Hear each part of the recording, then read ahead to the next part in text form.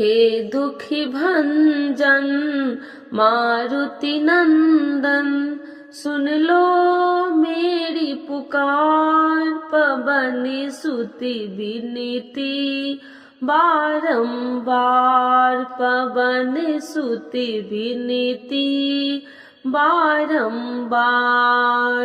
श्री हनुमान जी की जय। आज सुनेंगे मंगलवार व्रत कथा। एक बार नैमिषारण्य तीर्थ में 80,000 मुनि एकत्र होकर पुराणों के ज्ञाता श्री सूत जी से पूछने लगे, हे महामुने, आपने हमें अनेक पुराणों की कथाएं सुनाई है, अब कृपा करके हमें ऐसा व्रत कथा बताए जिसके करने से संतान की प्राप्ति हो तथा मनुष्य को रोग शोक अग्नि सर्व दुख आदि का भय दूर हो, क्योंकि कलयुग में सभी जीवों की आयु बहुत कम है।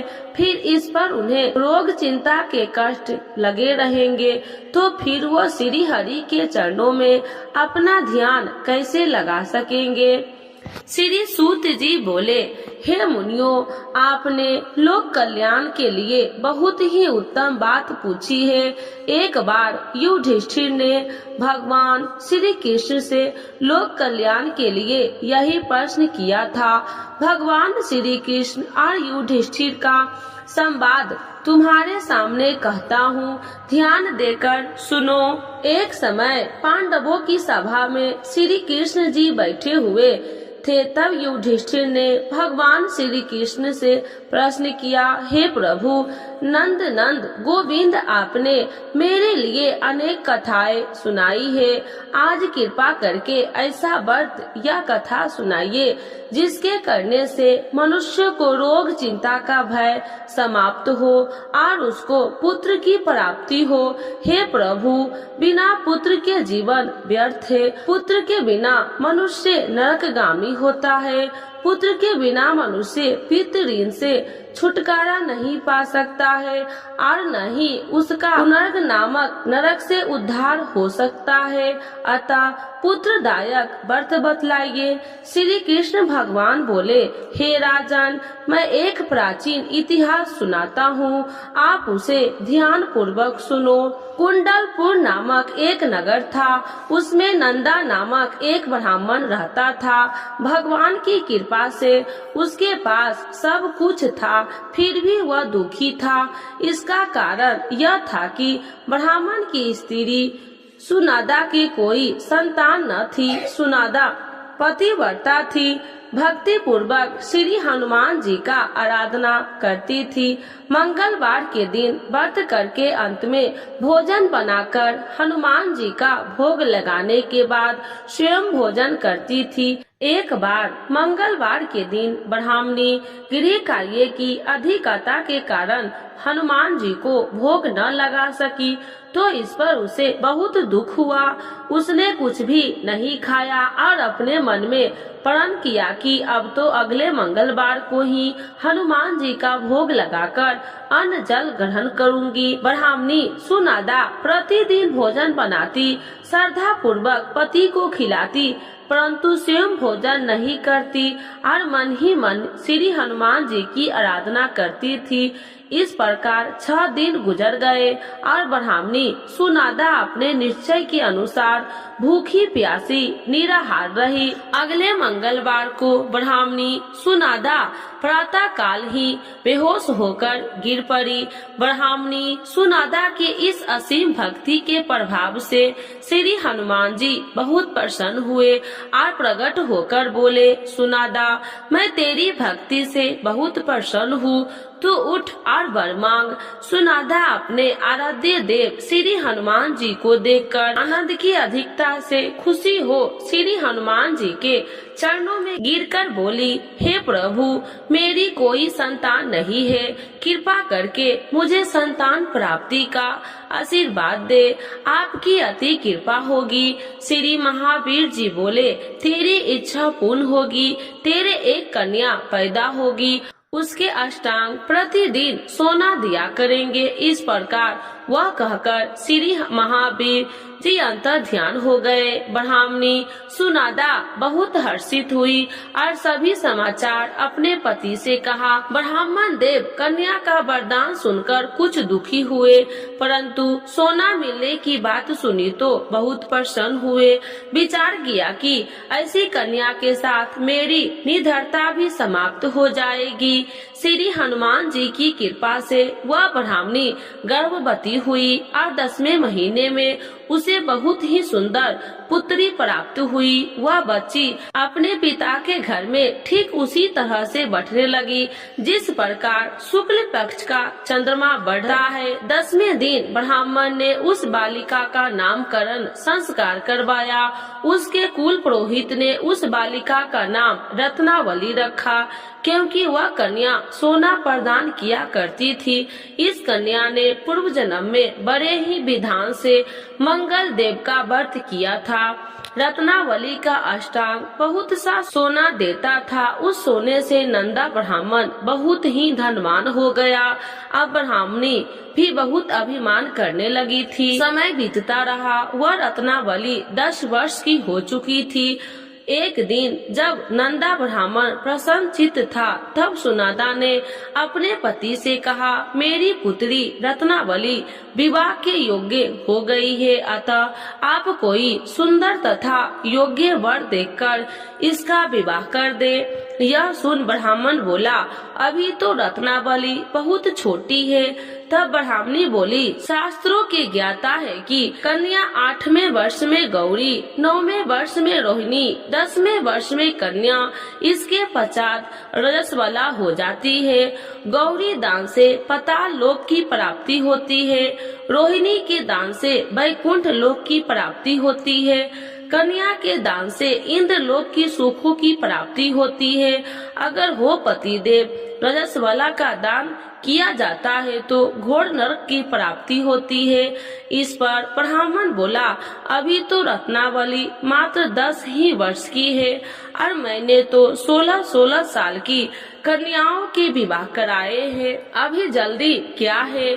तब ब्राह्मणी सुनादा बोली, आपको तो लोभ अधिक हो गया लगता है। शास्त्रों में कहा गया है कि माता पिता और बड़ा भाई रजस्वला कन्या को देखता है तो वह अवश्य ही नरकगामी होते हैं। तब ब्राह्मण बोले, अच्छी बात है, कल मैं अवश्य ही योग्य वर की तलाश में अपना दूत भेजूंगा।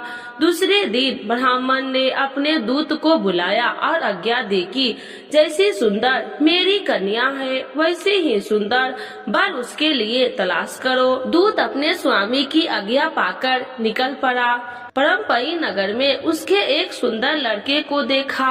वह बालक एक ब्राह्मण परिवार का बहुत गुणवान पुत्र था। उसका नाम सोमेश्वर था। दूत ने उस सुंदर व गुणवान ब्राह्मण पुत्र के बारे में अपने स्वामी को पूर्ण विवरण दिया। ब्राह्मण नंद को भी सोमेश्वर अच्छा लगा और फिर शुभ मुहूर्त में विधि पूर्वक कन्या का दान करके ब्राह्मण ब्राह्मणी संतुष्ट हुए। परंतु ब्राह्मण के मन में तो लोभ समाया हुआ था। उसने कन्या दान तो कर दिया था, पर वह बहुत खित्र भी था। उसने विचार किया कि रत्नावली तो अब चली जाएगी और मुझे इससे जो सोना मिला था वह अब मिलेगा नहीं।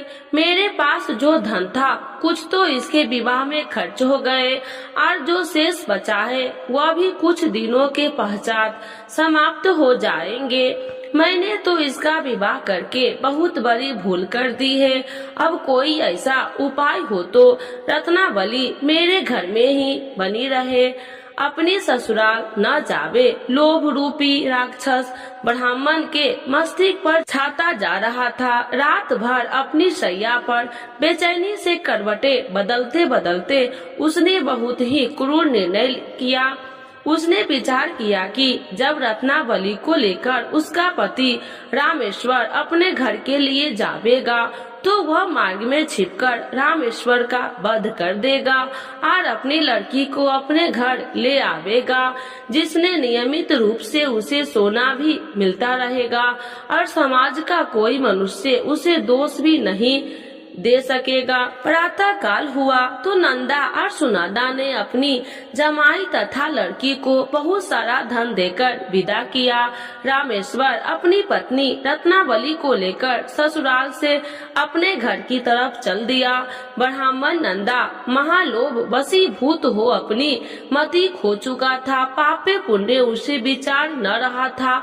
अपने भयानक व क्रूर निर्णय को कार्य रूप देने के लिए उसने अपने दूत को मार्ग में अपने जमाई का वध करने के लिए भेज दिया, ताकि रत्नावली से प्राप्त होने वाला सोना उसे हमेशा मिलता रहे और वो कभी निर्धन न हो। ब्राह्मण के दूत ने अपने स्वामी की आज्ञा का पालन करते हुए उसके जमाई रामेश्वर का मार्ग में ही वध कर दिया। समाचार प्राप्त कर ब्राह्मण नंदा मार्ग में पहुंचा और रुदन करती हुई अपनी पुत्री रत्नावली से बोली, हे पुत्री, मार्ग में लुटेरे ने तेरे पति का वध कर दिया है। भगवान की इच्छा के आगे किसी का कोई बस नहीं चलता। अब तो घर चल, वहाँ पर ही रहकर शेष जीवन व्यतीत करना। जो भाग्य में लिखा हो वही होगा। अपने पति की अकाल मृत्यु से रत्नावली बहुत दुखी हुई। करुण क्रंदन व रुदन करते हुए अपने पिता से बोली, हे पिताजी, इस संसार में जिस स्त्री का पति नहीं है उसका जीना व्यर्थ है। मैं अपने पति के साथ ही अपने शरीर को जला दूंगी और सती होकर अपने इस जन्म को माता पिता के नाम को तथा सास ससुर के यश को सार्थक करूंगी। ब्राह्मण नंदा अपनी पुत्री रत्नावली के वचनों को सुनकर बहुत दुखी हुआ। विचार करने लगा, मैंने व्यर्थ ही जमाई वध का पाप अपने सिर पर लिया। रत्नावली तो उसके पीछे अपने प्राण तक देने को तैयार है। मेरा तो दोनों तरफ से मरण हो गया। धन तो अब मिलेगा नहीं। जमाई वध के पाप के फल स्वरूप यम यातना भी भुगतनी पड़ेगी। यह सोचकर बहुत दुखी खित्र हुआ। रामेश्वर की चिता बनाई गई। रत्नावली सती होने की इच्छा से अपने पति का सिर अपने गोद में रखकर चिता में बैठ गई। जैसे ही रामेश्वर की चिता को अग्नि लगाई गई, वैसे ही प्रसन्न हो मंगल देव वहाँ प्रकट हुए और बोले, हे रत्नावली, मैं तेरी पति भक्ति से बहुत प्रसन्न हूँ। तू वर मांग। रत्नावली ने अपने पति का जीवन दान मांगा। तब मंगल देव बोले, रत्नावली, तेरा पति अजर अमर है, यह महाविद्वान भी होगा। इसके अतिरिक्त तेरी जो इच्छा हो वर मांग। तब रत्नावली बोले, हे ग्रहों के स्वामी, यदि आप मुझ पर प्रसन्न है तो मुझे यह वरदान दीजिए कि जो भी मनुष्य मंगलवार के दिन प्रातः काल लाल पुष्प लाल चंदन से पूजा करके आपका स्मरण करे, उसको रोग व्याधि न हो, स्वजनों की कभी वियोग न हो, सर्प अग्नि तथा शत्रुओं का भय न हो। जो स्त्री मंगलवार का व्रत करे वह भी विधवा न हो। मंगल देव तथा अस्तु कहकर अंतर ध्यान हो गए। रामेश्वर मंगल देव की कृपा से जीवित हो उठा। रत्नावली अपने पति को पुनः प्राप्त कर बहुत प्रसन्न हुई और मंगल देव का व्रत प्रत्येक मंगलवार को करके व्रत राज और मंगल देव की कृपा से इस लोक में सुख ऐश्वर्य के भोगते हुए अंत में अपने पति के साथ स्वर्ग लोक गई। तो एक बार बोलिए प्रेम से श्री हनुमान जी की जय, मंगल देवता की जय। आरती श्री हनुमान जी की। आरती कीजिए हनुमान लला की, दुष्टि दल ने रघुनाथ कला की। आरती कीजिए हनुमान लला की, दुष्टि दल ने रघुनाथ कला की। जाके बल से गिरिबल कापे, रोगी दोष जाके निकट न झाके। अंजनी पुत्री महाबलिदाई, संतन के प्रभु सदा सहाई। आरती कीजिए हनुमान लला की। देवी रघुनाथ पठाए, लंका जारी सिया सुतिलाए, लंका सो कोटि समुद्र सिखाई, जाति पवन सुति बारी न लाई, आरती कीजे हनुमान लला की। लंका जारी असुर संहारे, सिया राम जी के काज सवारे, लक्ष्मण मूर्छित परे शंकारे, आई सजीवन प्राण उबारे, आरती कीजे हनुमान लला की। पैठी पताल तोरी जमकारे, अहि रावण की भुजा उखारे, बाएं भुजा असुर दल मारे, दाहिने भुजा संत जन तारे, आरती कीजे हनुमान लला की। सुन नर मुनि आरती उतारे, जय जय जय हनुमान उचारे, कंचन थाल कपूर लो छाई, आरती करती अंजना माई, आरती कीजे हनुमान लला की।